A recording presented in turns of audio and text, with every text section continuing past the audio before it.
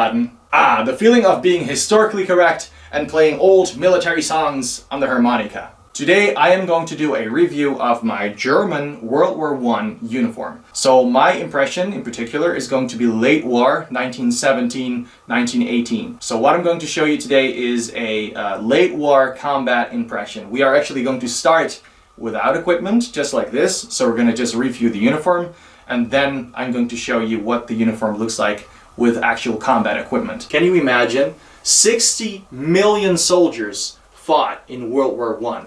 That's a lot of people. Maybe someone in your family or multiple people in your family were actually connected to the First World War and were actually soldiers. Maybe German soldiers, maybe Allied soldiers. Who knows? And there's actually a very cool way to find out very interesting information about your family history. So this is actually the perfect moment to introduce today's sponsor.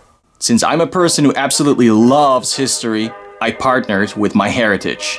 Do you want to find out more about your family roots? Then MyHeritage is perfect for you. Dive deep into family history and find out interesting facts. Researching your own family history is very important.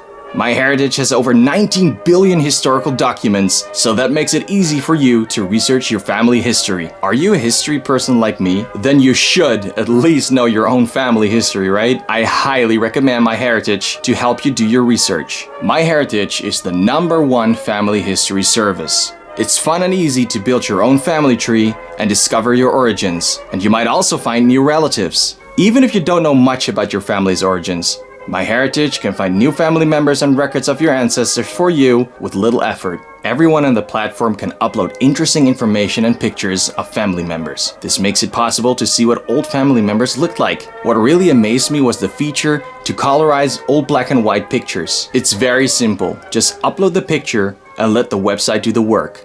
In a few seconds, the picture will be in color. It gets even more crazy. You can bring the pictures back to life by a simple click. How cool is that? I already discovered a lot of information about my family tree, and I really love that animation feature. By only filling in the information of your parents and grandparents, you can already find a lot of information. You can upload pictures to your family tree. For instance, right here, I'm uploading a picture of myself to my profile. Now, if other family members will find me, they will know what I look like. They even have an instant discovery feature that will let you add entire family branches with a simple click on a button. Sign up for a 14-day free trial and enjoy all the amazing features that MyHeritage has to offer. Start researching and building your own family tree now. Make sure to click on the link in the video description or just scan the QR code on the screen. Have fun discovering the past. Okay, so this is the uniform from a distance. I'm going to give you a 360 first, just to show you what it looks like from far away. So this is the front, and this is the back.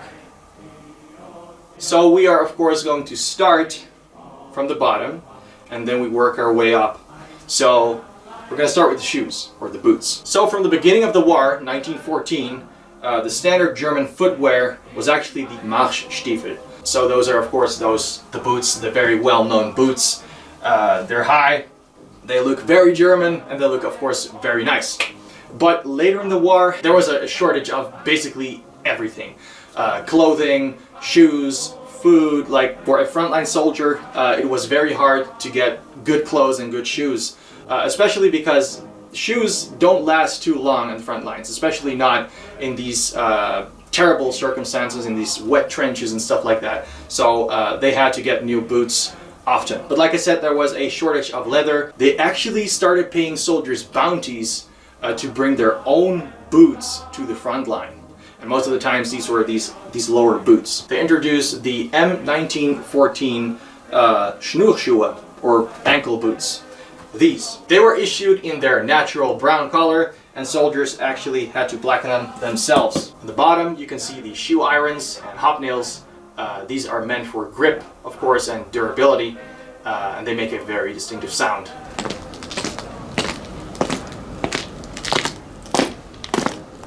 Then we are moving up a little higher. So you can see these. You're probably wondering, what is that? Well, these are called Gamaschen, or puttees in English. They're basically just long straps of wool wrapped around your legs. Why is that? Well, that's actually to keep the dirt out, the dirt and sand and water. Of course, with these boots, they had the problem that sand and everything, especially in these trenches, would fall in there. Water, sand, whatever. So they came up with the idea to use these gamashen. Just wrap them around your legs, and it covers your shoes right here, so dirt will stay out. So that's the whole idea for these gamashen. It's a little bit hot in the summer, and when it's getting wet, it is not too comfortable. But you know, it keeps the mud out. Then we go a little bit higher. We go to the pants. So these pants are actually from the earlier uniform. This is the M197 or M1910 pants, and as you can see, it has red piping on the side. So what exactly is the meaning of this red piping? Well, red piping actually indicated infantry back in the day. So again, this is the earlier version, 1907, 1910. So these pants actually mismatch with the jacket because I am wearing a M1915 jacket, which is correct. Like I already explained earlier, it was very hard to get good clothing at the front lines. So especially in the end of the war, they basically used everything they could find. So it was very common to actually wear older pants, earlier pants, and newer jackets, or older jackets and newer pants. Like all mismatching uniforms, it was very common. It's very normal and it's very historically correct. So I did that on purpose. I'm wearing a older type pants with the red piping, and I'm wearing an M1915 jacket.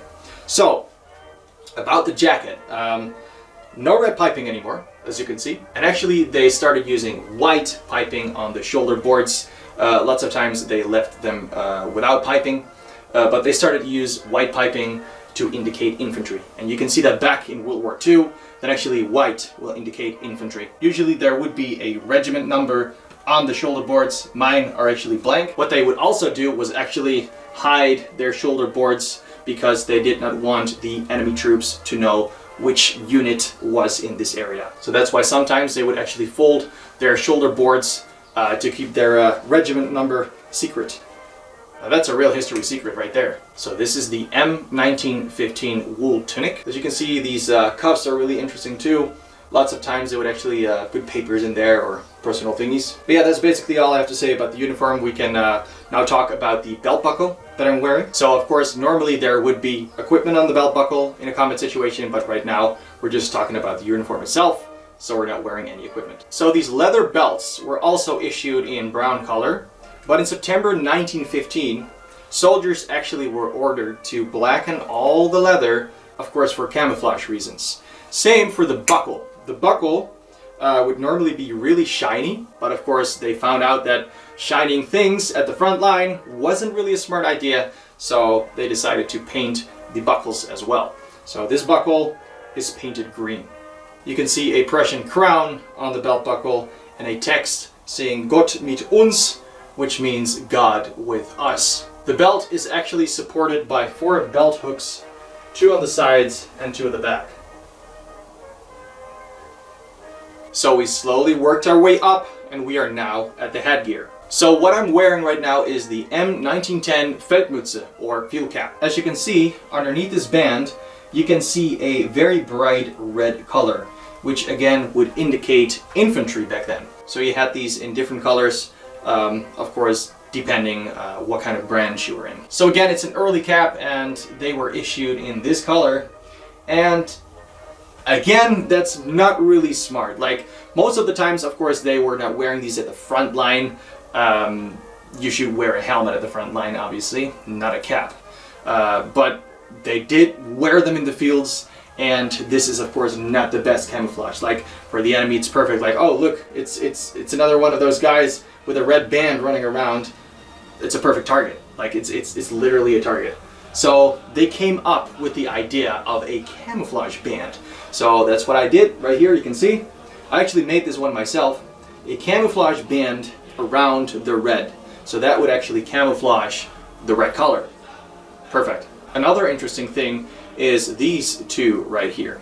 There are 2 little circles. They also look like targets a little bit. The one on the top is the Reichskockade, and there is another one underneath it. So the one on top right here, this one, everyone would wear that one. But the one underneath that actually indicates what nation state you were from. In this case, it's the Kingdom of Prussia. Alright, so that was the uniform. Now let's get into combat. Alright, and here we are. This is most likely the part you've been waiting for. The complete classic German World War I combat uniform. Alright, so just to let you know, by the way, it's very hot today and I'm literally standing in a wool uniform. So yeah, anyways, just so you know. Also, something that I forgot to mention is that the previous earlier uniform actually had the buttons exposed and the M15 does not. Like, the buttons are actually underneath here. And also, of course, the earlier uniform had the red piping and the M15 does not. Anyways, now let's continue to our combat gear. So this is a standard German World War I late war infantry impression. Let's just start with the grenade. So as you can see, I'm wearing my belt and there's actually a grenade hanging here. It's pretty similar to the World War II M24 Stielhandgranate or stick grenade. This particular one is not the best replica because the World War I grenades actually were a little bit higher and thicker, but other than that, it's pretty similar. It has a hook on the side, so you can actually hang it right here on your belt, so you can grab it really quick. Works the same. You screw the cap off, and a porcelain ball falls out. You pull, and it will explode. Obviously, not immediately. Of course, you have to throw it, and then it will explode. But yeah, typical World War I Stielhandgranate. So yeah, let's put that one to the side right now. Of course, we're going to do this one last. We're just going to start right here. I am wearing the 1893 model bread bag. It's pretty similar to the World War II bread bag, but as you can see, it just has one D-ring on this side instead of two. So attached to the bread bag, we have the food bottle. A soldier would carry his personal stuff in here. We're not getting into the contents of the bread bag and stuff like that because then the video is going to take 1,000 years. But yeah, a soldier would have personal stuff in there. Then we're going to move to the gas mask canister right here. As for the M1917 gas mask, we will get back to that. First we're going to move on, but this is the canister. As you can see, it's a very simple strap. I actually made this strap myself from some old material to make it look correct. And yeah, this is a canister. And then right next to it, we have our shovel. Shovel was actually very, very important piece of equipment during the First World War. Not only to, of course, dig holes, dig trenches or whatever, but also as a weapon. It's actually a secondary weapon. Lots of times they were actually wearing them right here in the belt so they could actually smash other people's faces in. It's very brutal, but it's the way it is. That's what it was used for.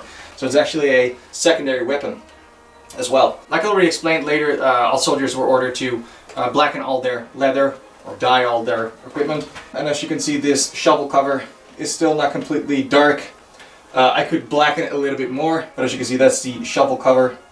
And in that is, of course, our shovel right there. That is actually our bayonet. There were lots of different types of bayonets. Earlier, you had these very crazy long bayonets. But the one I'm wearing is actually really interesting. The bayonet that I have here is, let me grab it. This is actually a ersatz bayonet. So these bayonets were mass produced by local companies. The army was growing extremely fast and there were just not enough standard bayonets. So local companies actually started to produce bayonets. They're pretty rare and they are really cool. This one has a number in it. A lot of these actually don't have markings at all because they were not really made with regulations or anything. Like these were just made by local companies for the war because the German army was getting bigger and bigger so fast. There was just a lack of bayonets, so they had to figure out something. So they just decided to produce bayonets. So this is one of those bayonets. It's original. It still has some green paint on it. And these were used for the Gewehr 88, or the rifle 1888, or the standard German infantry rifle, the Gewehr 98, or rifle 1898. So it fits on both rifles. I will show you later how to put it on the rifle. Of course, earlier I was talking about the bag too. And did you notice this right here, this strap? Well, this is actually a bread bag strap, but the soldiers actually use this to support the belt. So it has the same function as a Y strap, but yeah, that's what they used it for. Then we have our gas mask. So this is the M1917 gas mask. The French army was actually the first who started using gas during World War I. So using gas against each other, it's a terrible, terrible way to die. We're not getting into all the different types of gas and stuff right now. We're just talking about the equipment. But yeah, of course, they had to figure out something to protect themselves for gas attacks. Well, like I already said, I'm doing a later impression, of course. So I have an M1917 gas mask, a German gas mask. It looks very scary. So the gas mask is supposed to be right there.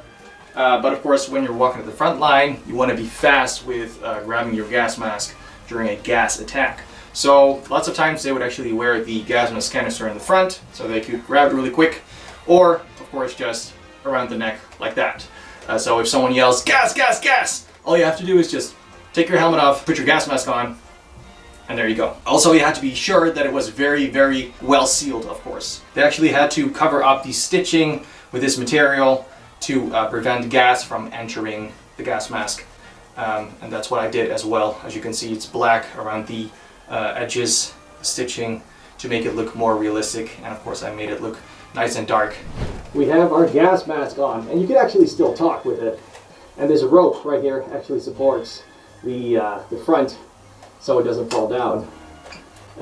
This is what it looks like. Like I already said before, it's very hot today, and I'm standing here in a wool uniform and a gas mask on my face. Why? Anything for a historically correct video, right? You can actually change the filters. Also, if you have original old gas masks, do not wear them, because most of the times they actually contain asbestos, or they could still contain chemicals from gas attacks or whatever. Just don't wear them. Don't wear them. This is obviously a replica, but as you can see, this is what it looks like wearing a gas mask. Now let me take it off.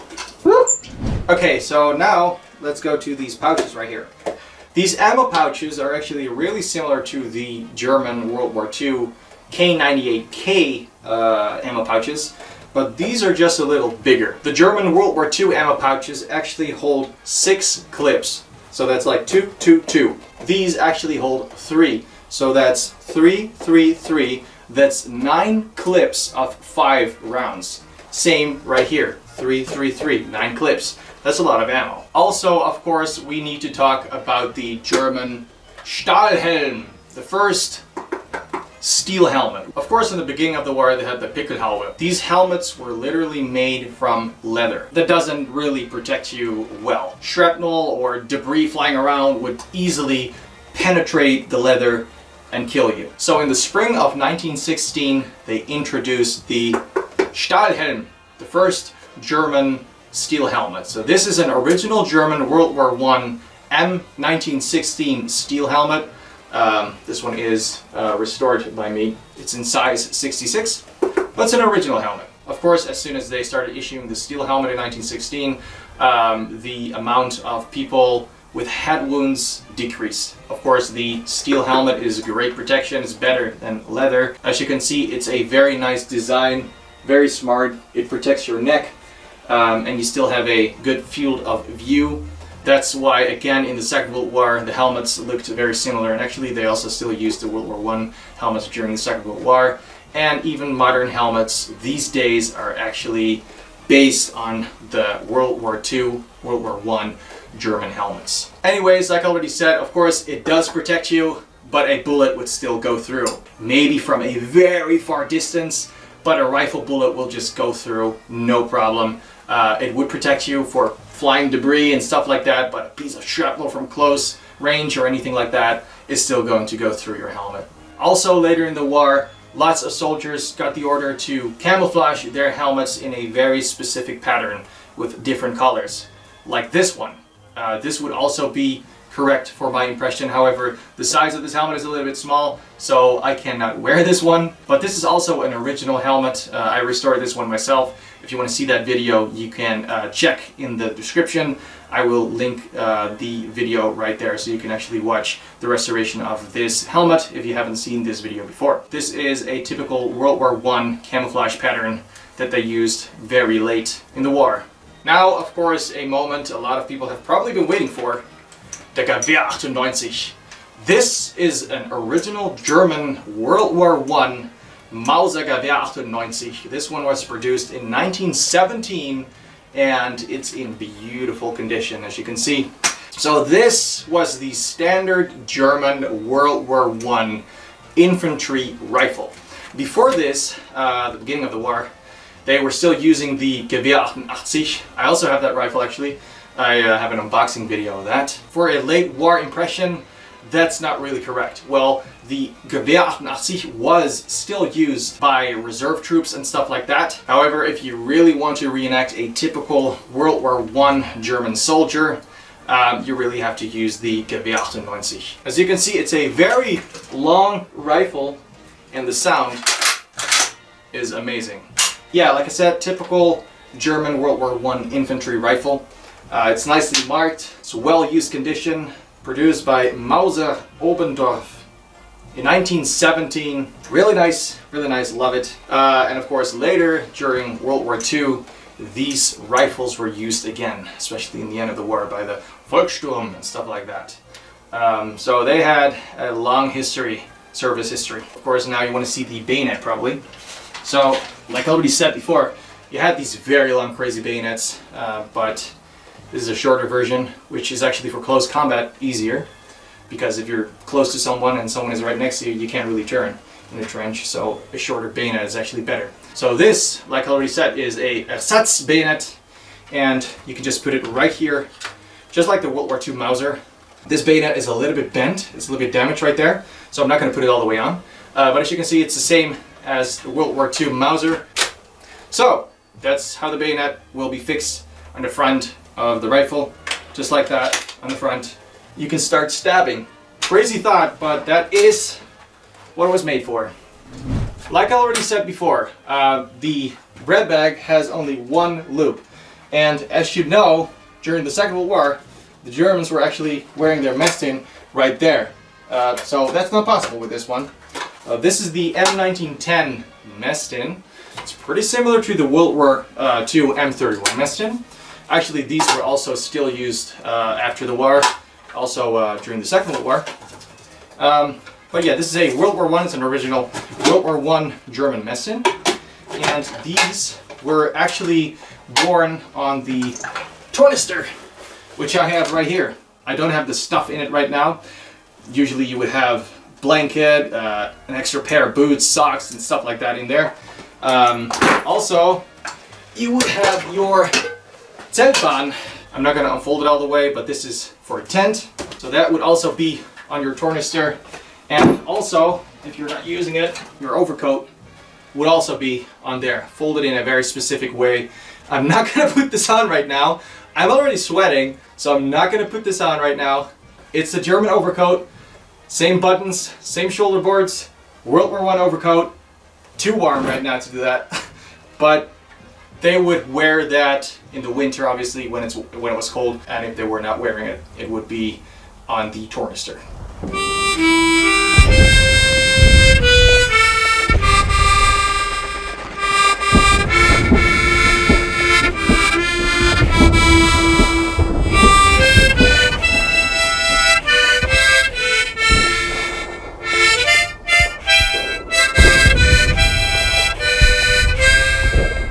Here we are at the front line in a trench. I don't really like it here. I did find a souvenir though, so that's nice.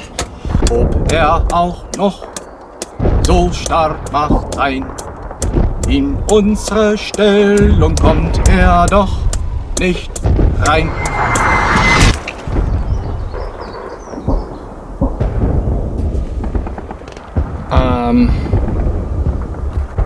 I have an idea. let's leave. Don't forget to check out my heritage, guys. I'm sure there's lots of interesting information about your family history to discover. Look at this black and white picture I just colorized on the MyHeritage website. I even brought it back to life by using the animation feature. Start the free 14-day trial now. Click on the link in the video description or scan the QR code on the screen. Happy researching! I cannot wait to take this uniform off. It's so hot. I'm sweating. I'm dying. Anyways, I really hope you enjoyed this video. If you did like the video, please leave a like and a comment. If you have any questions, feel free to ask, and subscribe if you want to see more videos. Thanks for watching and have a nice day. Let me destroy the camera. See you soon. Bye bye.